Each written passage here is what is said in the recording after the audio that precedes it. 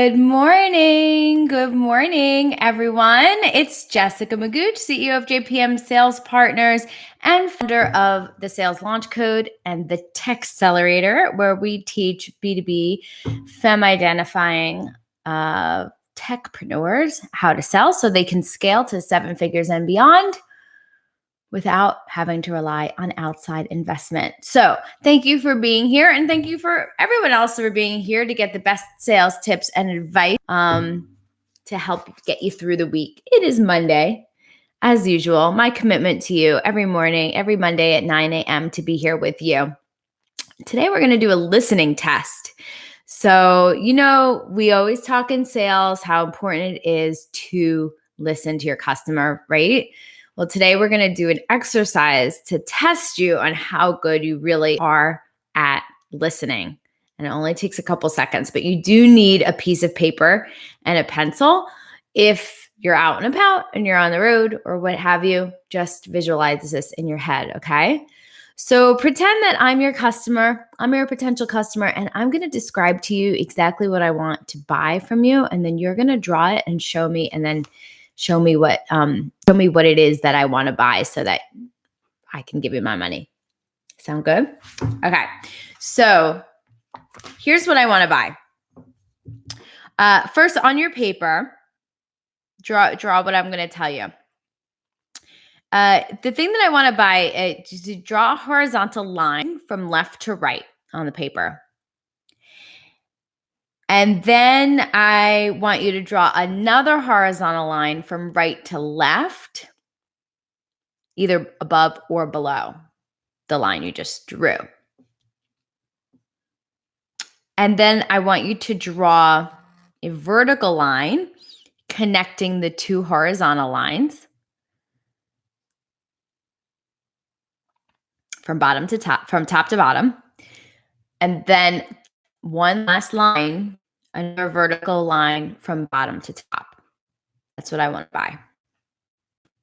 So I can't see you guys, unfortunately, but when I do this live, I have to see the result. So what did you draw? If you want to put it in the chat, that maybe could help me.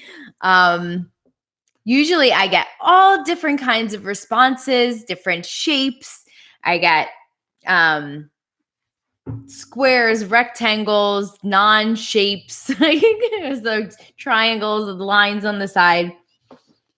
So what I gave you was pretty vague, right? Like the directions I gave you were pretty vague. Well, this is what I actually wanted to buy. Can you see that? This is what I wanted to buy. I wanted to buy from you a business card. That's exactly that shape, and that's exactly what I described to you. Horizontal line from left to right, another one either above or below it from right to left, and then a vertical line connecting the two, and then another vertical line from bottom to top. So some of you are thinking, well, Jess, it would have been much easier if I could have asked you some questions. So if any of you were there thinking, wow, that you had the instinct that you wanted to ask me questions, that's exactly what I wanted you to get out of this little test. So your instinct to ask questions is right on, and that's what I want you to follow in your sales meetings, because you could see how difficult it is to actually give the customer something, what they want, without really clarifying it. And unfortunately, this happens in sales meetings and sales presentations all the time. So the customer comes, gets on an appointment or agrees to see a demo. And what happens? They just get a demo and they are asked maybe a couple questions. I've been on the other side of tons of demos. So I can tell you that if the salesperson asks questions, it's like 1 or 2 questions. They do not deep dive enough into what the customer really wants so they could sell it to them. So here's why this is so valuable, to really dig in and understand what the customer needs, because they will tell you what they want to buy. And then your sales presentation is just so easy because all you have to do is sell them what they said they wanted to buy. And that's really the only way you can do the 5-minute demo that I teach and preach, because you're catering it so closely to only the things that they said were a problem to them right now, the things that they want to solve right now and that they're willing to pay money for to solve right now. Your product might do a million things. You can't possibly tell them all of those things. And if you did, it would just lead to overwhelm. All you need to focus on is the things that they want to buy and then sell it to them. And the way you do that is by asking questions.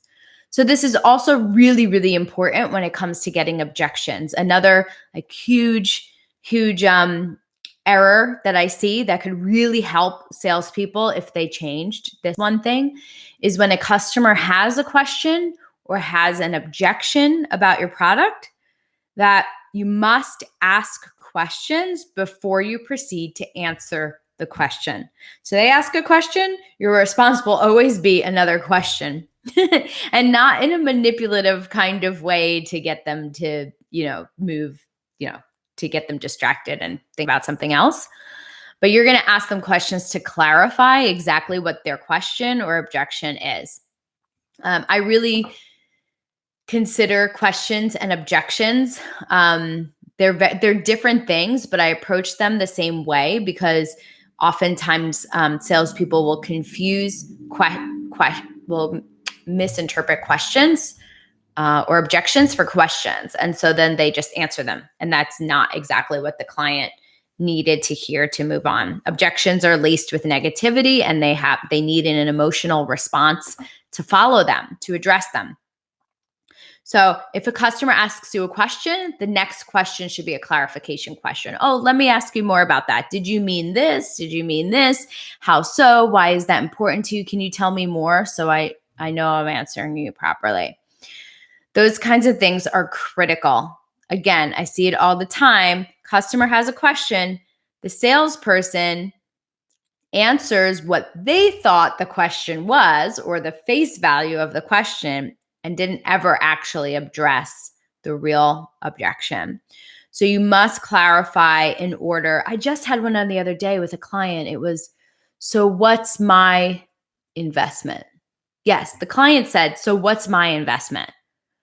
Well, off the top of your head, people would assume that meant financial investment, right?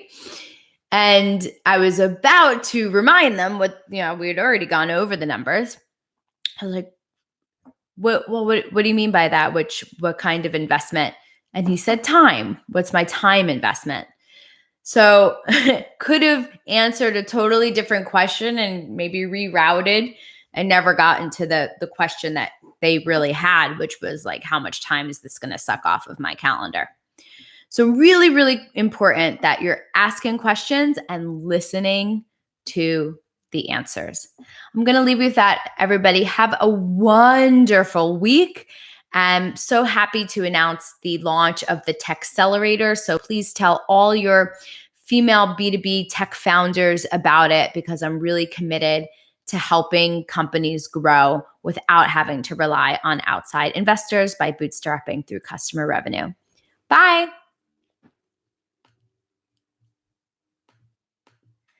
Yes, I'm sure I want to end this stream. Yes.